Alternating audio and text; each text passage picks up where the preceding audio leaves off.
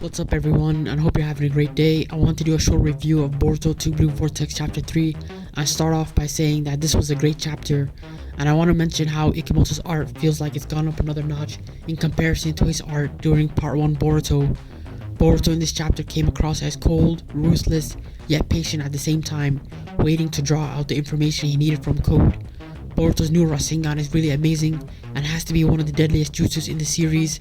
This might be recency bias on my part, but this is my favorite Rasengan so far, since it feels like he's mixed his Hyuga side with the Rasengan, with the inspiration looking like, Neji's palm rotation, and it seems like he applies it around himself.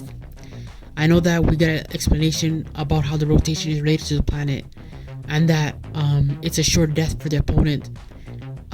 Another thing I wanted to highlight is that even though Code was the character who took this beating from Boruto throughout the chapter, I'm looking at it not as a loss for Code, but rather over the last few chapters, things just started out with a bang, with Code attacking the village with his 10 tails fused army, and Boruto coming back and being a straight killer over his last 3 chapters, having that Mamba mentality. Rest in peace Kobe.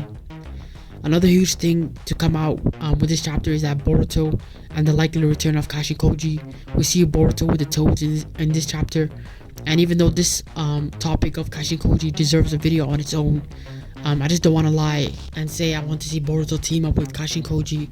However, the scene at the end of the chapter with Bug being a transformed tree, and that Konoha ninja that sacrificed himself for Sarda, who turned into a tree, I just got a feeling that the reason why we haven't seen Sasuke over the last 3 chapters is that maybe he suffered the same fate where he's still alive, but Boruto needs to find the 10 tails to bring Sasuke back. And if we look at it from Kishimoto's point of view, Sasuke gets to be nerfed like Naruto by being on the sidelines, but still a part of the story. It gives the next generation the impetus to solve their own problems. Finally, we get Himawari as our chapter cover, and my guess is that she's gonna have a large role moving forward.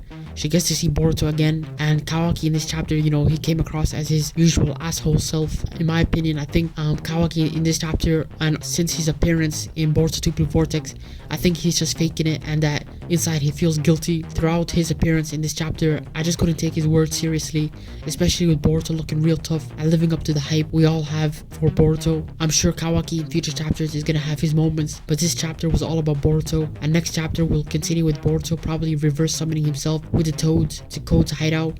Plus, we'll find out whether Sasuke did become a tree like Bug, and the return of Kashin Koji. What did you guys think of the chapter? Did you like it? Hate it? Are you guys happy with the pacing? Please share your thoughts and opinions, leave a like and subscribe, and enjoy the rest of your day.